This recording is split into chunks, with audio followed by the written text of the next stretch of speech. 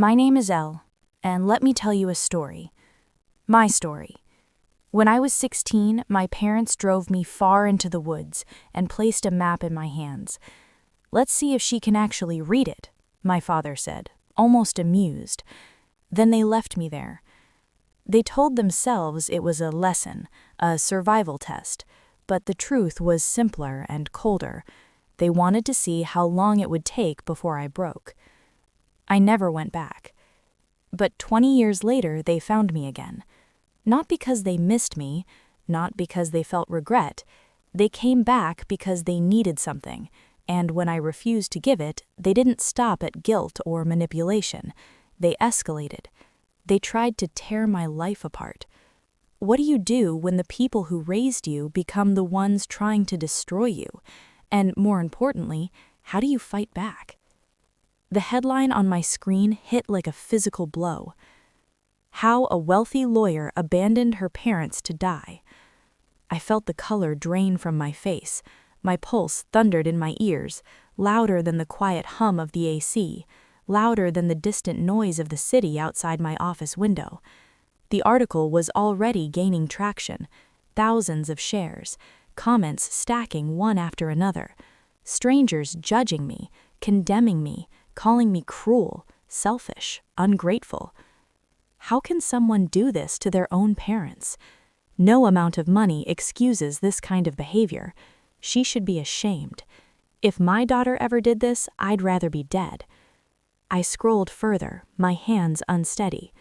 There were screenshots too, old family photos pulled from my mother's social media, grainy and washed out. The captions twisted everything into something unrecognizable. She used to be such a sweet girl before she forgot where she came from. I exhaled slowly, pressing my fingers against my temple. This wasn't random. This wasn't emotional. It was planned. My parents had always known how to play the long game, how to pull the right strings, how to present themselves as victims while quietly controlling the narrative. My phone buzzed against the desk. A message from Fiona. "Elle, we have a problem. The board wants a meeting. This is spreading fast." I dismissed the notification, forcing myself to stay steady. This wasn't just about reputation. They were aiming for everything. My name, my career, my credibility. I stood and walked to the window. Houston stretched out beneath me, sunlight reflecting off glass towers.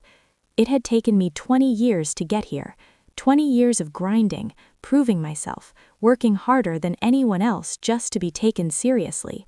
And now, with one story, they were trying to rip it all away. I picked up my phone and did the one thing I promised I never would again. I called my mother. She answered almost instantly. "Oh, sweetheart," Maris said, her voice dripping with artificial warmth. "We were wondering when you'd call. Your father and I have been so worried." I clenched my jaw. "Take it down." A soft sigh. "Take what down, darling?" "You know exactly what. The article, the posts, all of it." There was a pause, then a quiet hum. "Well, if you had reached out sooner, none of this would have been necessary." My stomach twisted. Necessary? Another pause. Longer this time. Then my father's voice cut in. "You think you can just erase us?" Luther said, his tone rough, edged with something familiar and cold. "You think we'd sit quietly while you pretend we don't exist?" "You left me," I snapped. "You disappeared for 20 years." "We raised you," he shot back. "We gave you everything. And now, when we need help, you turn your back on us?"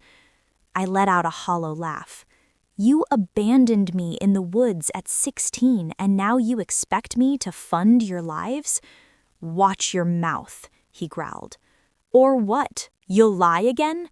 You'll try to destroy everything I built?"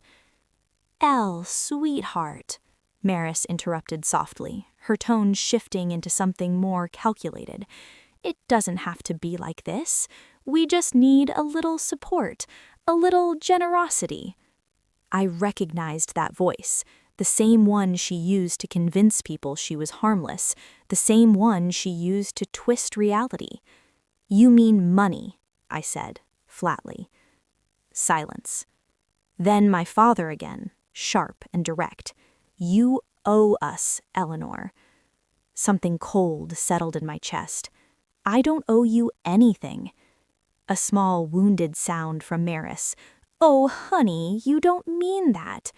"I do." I steadied my voice. "Take it down, or I will make you regret it." Silence. Then a low chuckle. "You think you're untouchable?" Luther murmured. "We'll see." The call ended. I lowered the phone slowly, my grip still tight. They weren't stopping, and that meant one thing. This was only the beginning. I stared at my screen as the numbers climbed. The article wasn't just circulating anymore, it was exploding. Hashtags trending, influencers picking it up, reshaping it into something even uglier. How can someone be this heartless? She has millions but won't help her dying parents? She deserves to lose everything. Another message flashed. Fiona. "Elle, we just lost a client. They don't want the association." I inhaled sharply. This was escalating too fast. My office door swung open and Fiona rushed in, her expression tense. "It's worse than we thought. Your parents are contacting board members." My stomach dropped. "They're telling them you exploited them financially, that you cut them off after they paid for your education. Some of the board is concerned." Concerned. Corporate language for preparing to distance themselves. Before I could respond, my desk phone rang. Thomas Caldwell. I already knew what that meant. I answered. "Elle," he said immediately. "Conference room, now." The line went dead. Fiona met my eyes. They're going to question everything. I grabbed my blazer, squared my shoulders, and walked out. The conference room was full. Senior executives seated around the table, papers spread in front of them, my story printed out like evidence. Thomas stood at the head. "Elle, sit." I did. "We've had multiple clients reach out. Your parents have also contacted us directly. They claim you've neglected them for years." "That's not true," I said evenly. He slid a folder toward me. "They've provided financial records, transfers to you over an extended period." I opened it. My stomach tightened. The transactions were real, but they were from my childhood. Basic expenses, food, medical bills, things they were legally responsible for, twisted to look like long-term financial support. "This is manipulation," I said. Thomas studied me. "Can you prove that?" I hesitated. He exhaled. "We need clarity, Elle. This firm depends on reputation. We need to know if this is a crisis." I held his gaze. "This is personal. They're using the media to force me into giving them money." Silence filled the room. Finally, Thomas spoke again. "No one is accusing you outright, but perception matters. We need a strategy." This was exactly what my parents wanted. Control, pressure, a corner I couldn't escape.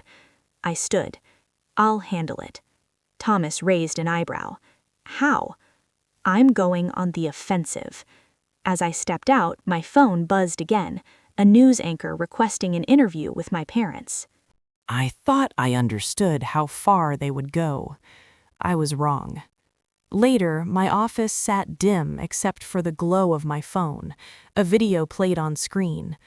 Odessa, sitting between them, perfectly composed, just enough sadness in her expression to make it convincing. "Elle was always distant," she said softly. "Our parents gave her everything, and she walked away." My stomach twisted. Odessa had always been the golden one, the mediator, the one who softened their cruelty with gentle words. I had hoped she had changed, that she saw them clearly now. I had been wrong. I replayed the clip, this time without emotion. "She was never like us," Odessa continued. always secretive, always trying to leave. Her voice wavered just enough to sell it. I tried to help her, but she didn't want a family. The interviewer leaned closer, sympathetic. When was the last time she contacted you? Odessa lowered her gaze. Years ago, she cut us off without explanation. Lies. Every word. My fingers tightened around my phone as the camera shifted to my mother, dabbing at her eyes. She was such a sweet girl, Maris whispered, but success changed her.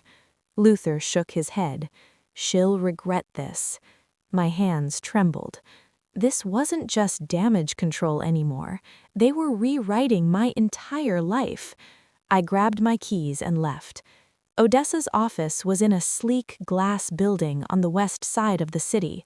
I ignored the receptionist and walked straight in, shutting the door behind me. She barely looked up. I figured you'd come. I don't get to act like the victim, I said sharply.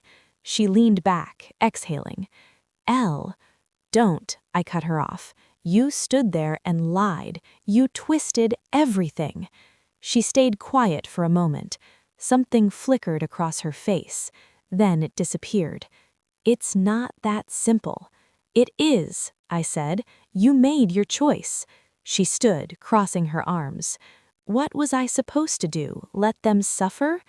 They should suffer, I snapped, after everything they did.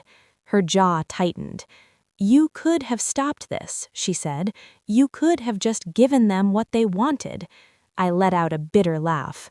So that's what this is? Money? She flinched. They're our parents. No, I said quietly, not mine. Silence stretched between us. Then I pulled out my phone, opened her contact, and blocked her. I wouldn't trust her again. If my own sister could turn against me, then this was only going to get worse. Back in my office, I stared at the latest document on my screen.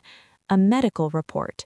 Official, detailed, convincing, completely fabricated. According to it, my father was in late-stage heart failure, my mother suffering from a severe neurological condition, both unable to work, both dependent on others, and the daughter who abandoned them. The internet erupted again. More outrage, more headlines. How can she ignore this? They're dying and she does nothing. She should be ashamed. I forced myself to focus. A knock at the door. Fiona stepped in, pale. They filed the lawsuit, I said before she could speak. She nodded, handing me a thick envelope. It's bad. I flipped through it, scanning the text. Luther and Maris Holloway versus Eleanor Holloway. Neglect, financial abandonment, filed under Texas law. I exhaled slowly. They actually did it. Fiona hesitated. David's waiting in the conference room. He said you need to see something. I looked up. See what? She swallowed, then placed another folder on my desk.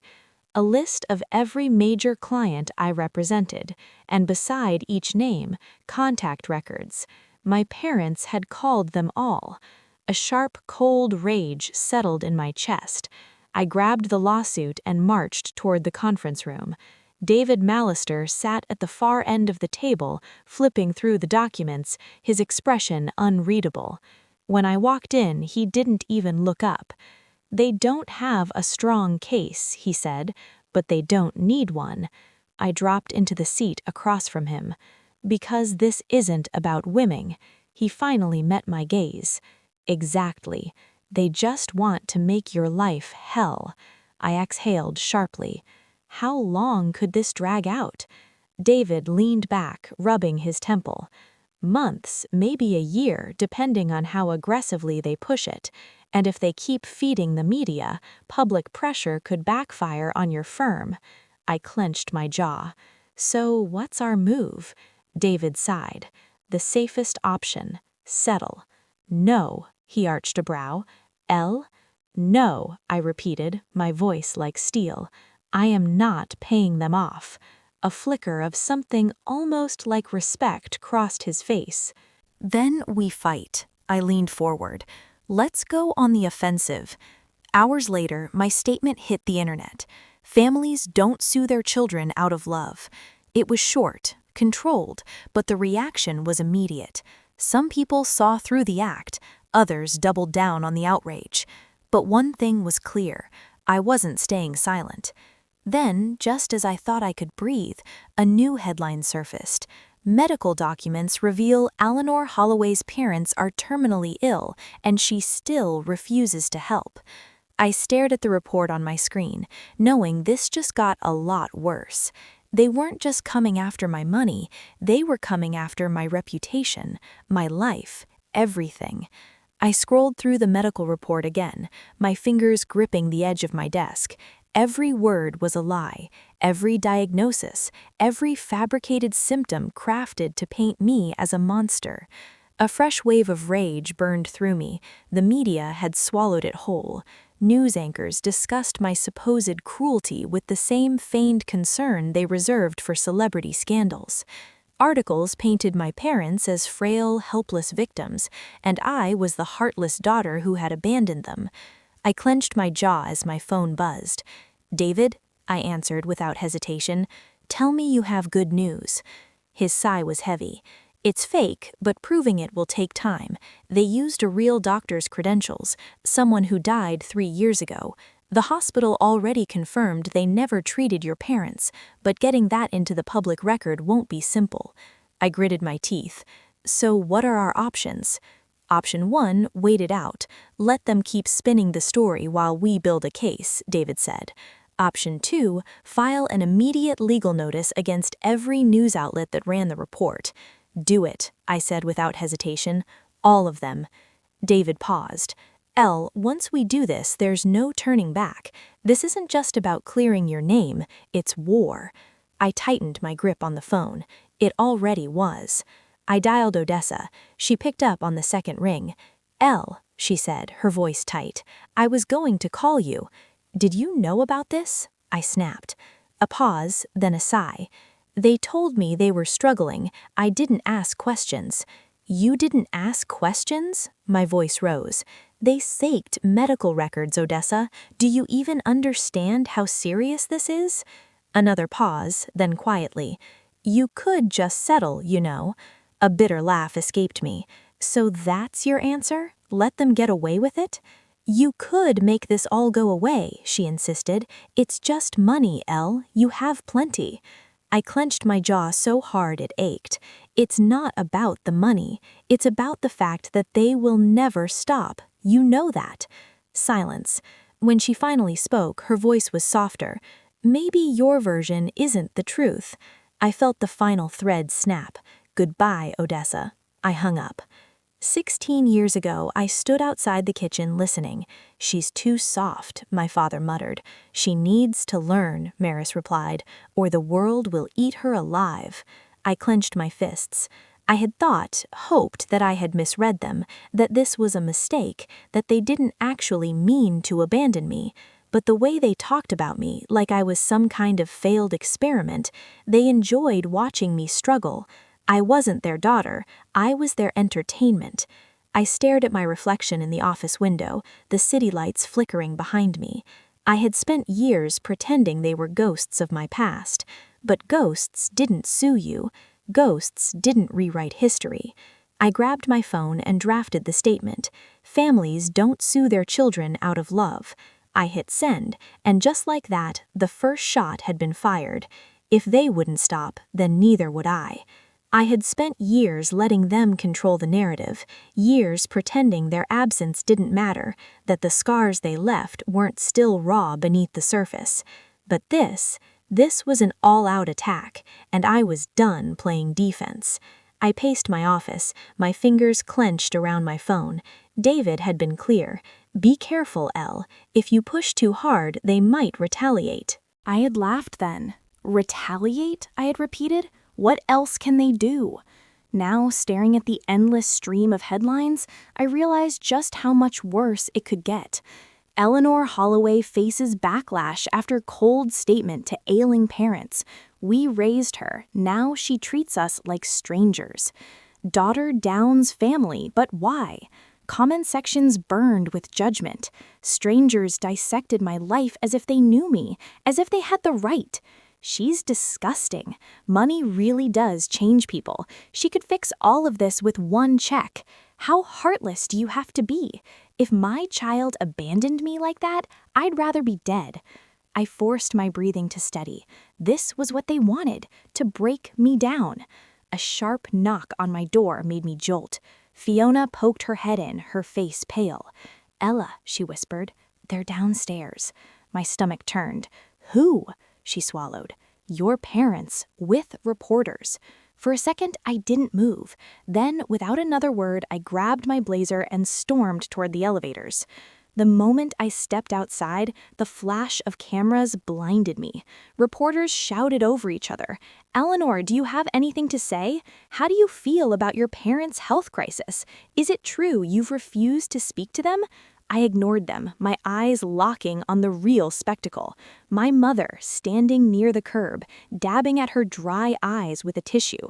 My father beside her, his mouth set in a grim line. They looked exactly like what they wanted the world to see, the poor, abandoned parents of a selfish daughter. I clenched my jaw and stepped forward. "What the hell do you think you're doing?" Maris gasped theatrically. "Darling," she said, her voice trembling just enough to sound believable. "We just wanted to see you." "Here?" I hissed. "With them?" I gestured at the cameras. She shook her head. "We had no choice. You won't answer our calls. You've shut us out." "You sued me," I snapped. "You made up medical records, and now you're showing up at my office, harassing my employees?"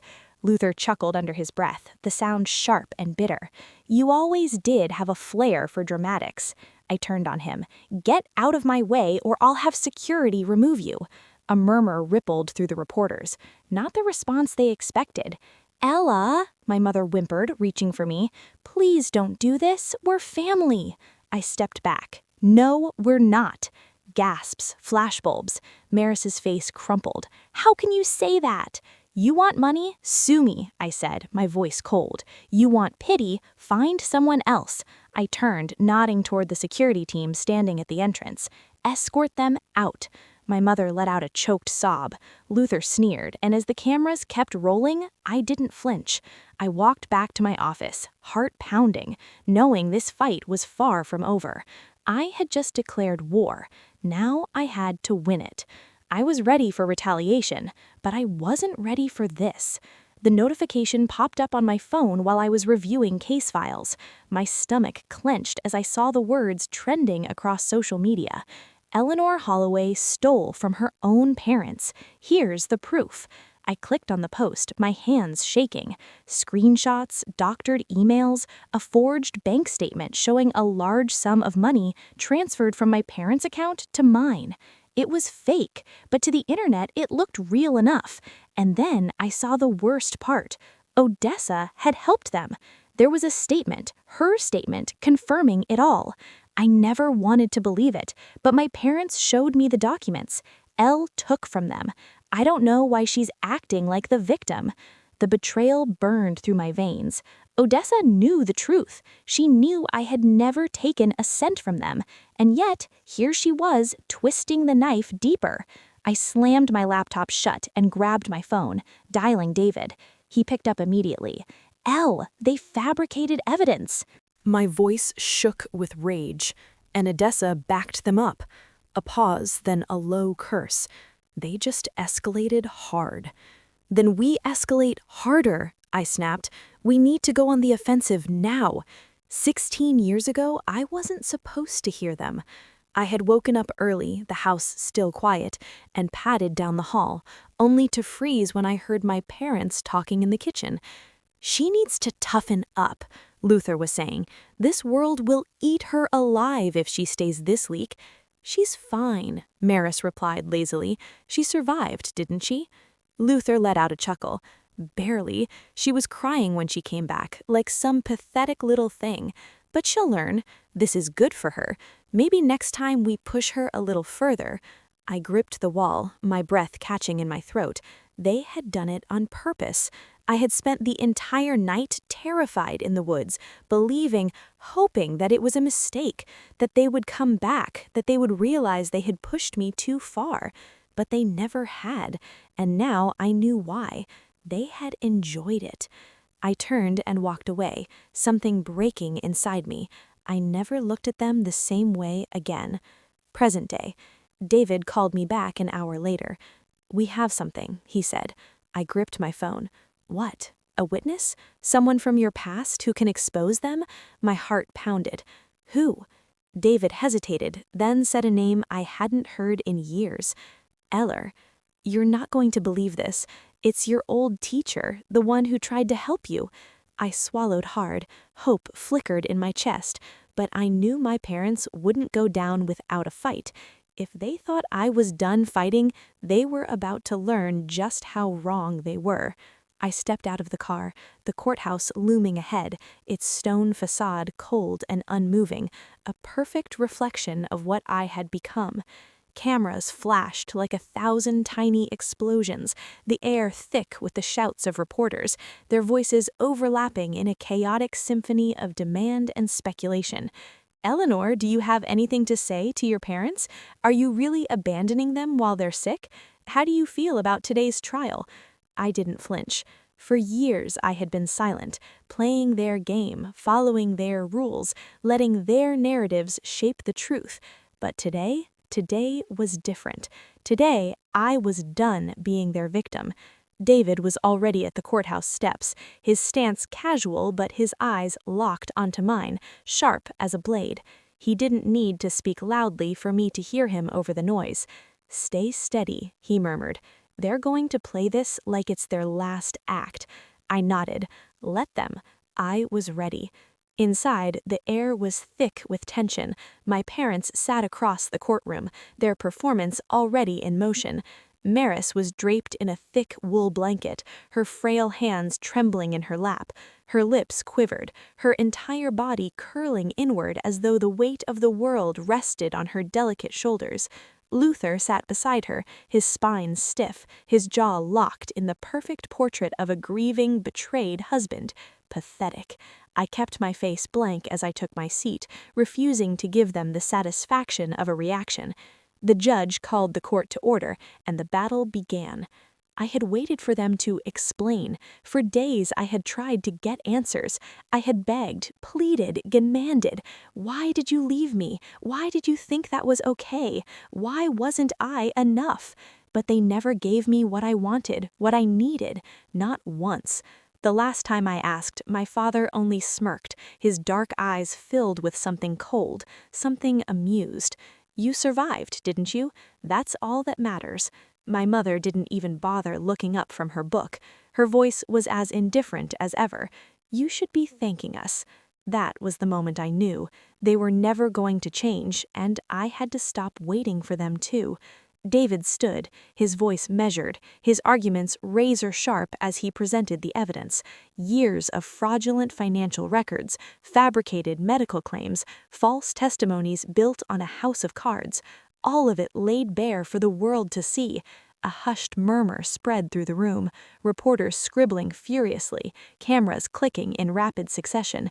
My parents' lawyer attempted to interject, but David was relentless. He cut through every weak rebuttal, every attempt to redirect the conversation. Then the witness stepped forward. The room fell silent. I stiffened. "Elle, you're not going to believe this," David had told me the night before. "It's your old teacher, the one who tried to help you." And now, here she was. Time had aged her, but her eyes still held the same warmth, the same quiet defiance I remembered from when I was a child. She met my parents' gaze with unflinching disgust before turning her attention to the judge. "I reported them years ago," she said, her voice steady. "I was ignored, but I never forgot." Gasps rippled through the courtroom. Luther's face turned red, his hands clenching into fists. Maris clutched the arms of her wheelchair as though the force of her grip could somehow keep her world from collapsing. It was too late for that. The verdict. When the ruling came, I barely heard the words. The lawsuit was dismissed. My parents were exposed as frauds. I had won. The weight of victory settled over me like an iron cloak, heavier than I had imagined. I should have felt relief or triumph or something, but as I watched them being led out of the courtroom, all I felt was nothing. No vindication, no satisfaction, just an empty space where something should have been. I stepped out of the courthouse, inhaling deeply, the cool air burning my lungs. The world outside felt different, brighter somehow, lighter. Maybe that was enough. For the first time in my life, I was free. But what came next was entirely up to me. I stood outside the courthouse, the weight of the past pressing against me, but for once it wasn't crushing. It was simply there, lingering but no longer defining me. The reporters were still shouting, their voices blending into meaningless noise. Elle, do you have anything to say to your parents? Now that the trial is over, will you reconcile? What's next for Eleanor Holloway? I ignored them. David caught up to me, matching my stride as I stepped away from the chaos. It's over, Elle. You won. I nodded, but the word won felt hollow. This wasn't victory, not in the way they thought. Winning would have meant having a family that actually loved me. Winning would have meant never needing this trial at all. But I had won something else. I had won my freedom. That night I sat in my apartment, the city lights flickering outside my window. My phone buzzed. Odessa. I stared at the message for a long time. They have nothing left, Elle. Maybe that's enough. Enough? After everything? I exhaled slowly. Maybe Odessa wasn't trying to manipulate me this time. Maybe, in her own broken way, she was just trying to make sense of it all, just like I was. But it didn't matter. I pressed delete and set my phone down. For the first time, I felt no guilt, no obligation, just silence and peace. 16 years ago, I packed my bag in silence. My parents didn't ask me what I was doing. They didn't care. I paused at the door, looking back one last time. Luther barely glanced up from his newspaper. Maris took a sip of her wine, unconcerned. I waited, just for a second, for something, anything, a reason to stay, but none came. So I stepped out, never looking back, and I never would again. I picked up my phone, dialed Fiona. "Let's book that trip," I said. She laughed. "Where to?" "Anywhere but here." For the first time in years, I was thinking about myself. I was finally free. Elle stepped out into the sunlight, leaving her past behind. Before we end this story, I want to leave you with something to think about. For years, I carried the weight of a past I never asked for. I let guilt, obligation, and the fear of being seen as ungrateful dictate my choices. But here's what I've learned. Family isn't about blood. It's about who truly stands by you. Sometimes the people who should love us the most are the ones who hurt us the deepest. And when that happens, you have two choices. Let it define you or let it go. Walking away doesn't make you weak. It makes you strong. Setting boundaries isn't cruel. It's survival. And choosing yourself after years of being told you don't matter, that's liberation. So, if you've ever been made to feel guilty for choosing peace over toxicity, let me tell you this. You don't owe anyone your suffering just because they share your DNA. You deserve to be free. Now, I'd love to hear from you. Have you ever had to walk away from a toxic relationship, family or otherwise? How did it change you? Drop a 1 in the comments if this story resonated with you, or let me know where you're watching from. And if you didn't like this video, tell me why. I appreciate all perspectives. If this story moved you, don't forget to subscribe so you never miss another powerful story. Your support means everything, and I can't wait to share more with you soon. Until next time, choose yourself.